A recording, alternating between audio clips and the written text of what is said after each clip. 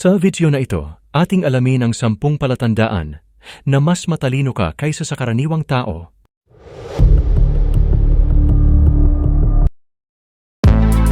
Bago natin isa-isahin ang mga palatandaan, huwag mong kalimutang i-like at i-share ang video na ito at mag-subscribe ka na din sa aking channel. Naisip mo na ba kung ikaw ay mas matalino kaysa sa karaniwang tao? Lahat tayo ay may mga sandaling iyon kung saan kinu-question natin ang ating katalinuhan.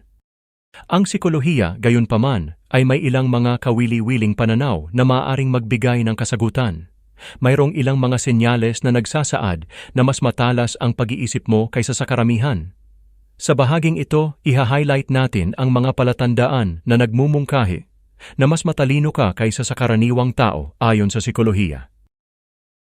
Ang unang palatandaan ay ang pagkausyoso. Nasabihan ka na bang usyosero o usyosera ka? Well, magpasalamat ka, magandang senyales yan. Pero kidding aside, iminumungkahi ng psikolohiya na ang mataas na antas ng pag-usisa ay isang pahiwatig ng katalinuhan. Ang pagnanais na matuto at maunawaan ang mga bagong konsepto ay isang malinaw na tanda ng liksi ng kaisipan. Si Albert Einstein mismo ay minsang nagsabi, "Wala akong mga espesyal na talento. Curious lang talaga ako." Ang kuryosidad ay nagtutulak sa iyo na mag-explore ng higit sa karaniwan at suriin ang lalim ng anumang paksa. Ang likas na hilig sa pag-aaral ay madalas na matatagpuan sa mga mas matalino kaysa sa karaniwan. Kaya kapag may tumawag sa iyo na usyosero o palatanong ka, ngumiti ka lang. Pinapakita mo lang ang isa sa mga palatandaan ng pagiging mas matalino kaysa sa karamihan. Ang sunod na palatandaan ay kung madalas magpuyat o gising sa gabi. Huwag assuming yung mga di makatulog kasi di siya crush ng crush niya. Itulog mo na lang yan mamaya para looking fresh kang gigising. Minumungkahi ng pananaliksik na ang mga individual na mas gustong mapuyat at gawin ang kanilang pinakamahusay na pag-iisip sa 10 oras ng gabi ay malamang na maging mas matalino. Kaya't kung madalas mong ginagawa at nakikita mo ang iyong sarili na pinakaaktibo kapag ang iba ay nagpapahinga, ito ay hindi lamang isang quirk. Ito ay isang palatandaan na ikaw ay potensyal na mas matalino kaysa sa karaniwang tao. Ang ikatlo naman sa listahan ay kung nakikibagay ka. Ang katalinuhan ay hindi lamang tungkol sa mga pagsubok at pag-alam ng mga katotohanan. Ito rin ay tungkol sa kung gaano ka kahusay makakaangkop sa mga bagong sitwasyon at malutas ang mga problema. Ayon sa psikolohiya, ang mga taong lubos na madaling ibagay ang kanilang sarili ay kadalasang mas matalino kaysa karaniwan. Nagagawa nilang kumuha ng bagong impormasyon, ayusin ang kanilang pananaw at humanap ng paraan. Isaalang-alang ang octopus, isa sa pinakamatalinong hayop. Hindi ang kanilang memorya o ang kanilang kakayahang malutas ang mga palaisipan, ngunit ang kanilang hindi kapanipaniwalang kakayahang umangkop. Maaari nilang baguhin ang kanilang pag-uugali, hitsura, at maging ang kanilang DNA batay sa kanilang kapaligiran. Kung ikaw ay isang taong umaasenso sa pagbabago ng iyong working environment at kayang-kayang lutasin ang problemang, maaaring mas matalino ka kaysa sa iyong iniisip. Ang sunod na palatandaan ay kung nagdududa ka sa iyong sarili. Ang isang ito ay maaring mukhang counterintuitive. Madalas nating iniuugnay ang katalinuhan sa kumpiyansa. Ngunit sa katotohanan, ang ilan sa mga pinakamatalinong tao ay madalas na nagdududa sa kanilang sariling katalinuhan.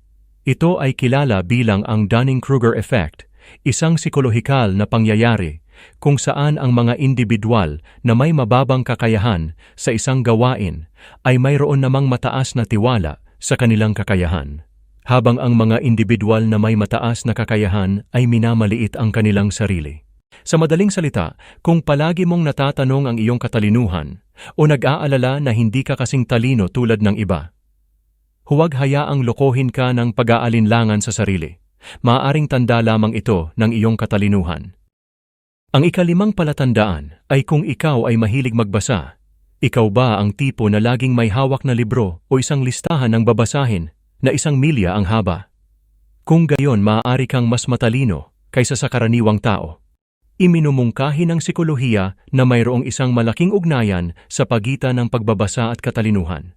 Ang pagbabasa ay hindi lamang nagpapabuti sa iyong kaalaman at bokabularyo, ngunit pinahuhusay din ang iyong mga kakayahan sa pag-iisip. Pinapalakas nito ang kapasidad ng iyong utak. Ang pagbabasa, lalo na mula sa isang murang edad, ay nagpapasigla sa utak, naghihikayat ng empatiya, at nakakatulong sa pagbuo ng mga kasanayan sa kritikal na pag-iisip. Kung palagi kang na-excite para sa iyong susunod na libro na iyong babasahin, ito ay higit pa sa isang libangan, ito ay tanda ng iyong katalinuhan. Ang susunod na palatandaan ay kung pinahahalagahan mo ang iyong oras sa pag-iisa. Minsan, mas gustuhin mong mapag-isa, lalo na kung may kaibigan kang laging loading. Iminumungkahi ng psikolohiya na ang mga matatalinong tao ay kadalasang mas gusto ang paggugol ng oras ng mag-isa. Hindi ito nangangahulugan na sila ay anti-social o hindi nasisiyahan sa kumpanya ng iba. Sa halip, sinasalamin nito ang kanilang kakayahang aliwin ang kanilang sarili at ang kanilang kaginhawahan sa kanilang sariling mga iniisip. Ang oras na nag-iisa ay maaaring maging isang malakas na panahon ng pagmumuni-muni sa sarili at paglago. Nagbibigay daan ito para sa pagsisiyasat ng sarili, pagkamalikhain at pagkakataong mag-recharge. Ang ikapitong palatandaan ay kung sensitibo ka sa damdamin ng iba. Kung ikaw ay may kakayahan na maramdaman ang emosyon ng ibang tao. Madali mong malaman kung ang isang tao ay may mahirap na pinagdadaanan. Di tulad ng ex mong ilang beses kang niloko. Walang pakialam sa mararamdaman mo, pero okay lang yan, karma is waving. Ang kakayahang madama at maunawaan ang damdamin ng iba, nakilala bilang emosyonal na katalinuhan, ay isang makabuluhang paghihiwatig ng katalinuhan.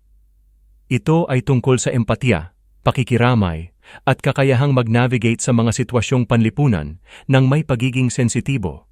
Ang emosyonal na katalinuhan ay nagbibigay daan sa atin na bumuo ng matibay na relasyon, magtrabaho ng maayos sa mga kasamahan. Ito ay isang mahalagang kasanayan sa parehong personal at propesyonal na buhay. Ang sunod na palatandaan ay kung mas gusto mong nacha-challenge ka. Karamihan sa mga tao ay umiiwas sa mahihirap na gawain o komplikadong problema. Pero kung ikaw ang tipong hindi aatras at mas na-challenge ka, senyales ito na mas matalino ka kaysa sa karaniwan. Ang ikasyam sa listahan ay mayroon kang sense of humor. Mayroon ka bang kakayahan sa pagpapatawa ng mga tao? Lumalabas na ang sense of humor o pagpapatawa ay hindi lamang kaakit-akit, ngunit nagpapahiwatig din ng mataas na katalinuhan.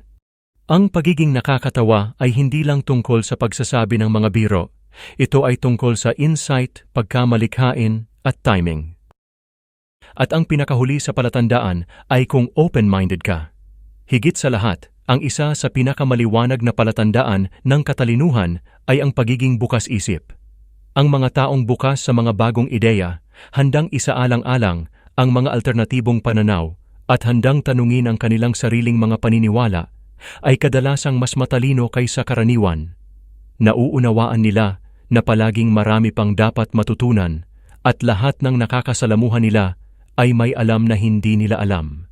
Ang pagiging bukas isip ay hindi lamang tungkol sa pagiging mapagparaya o diplomatiko.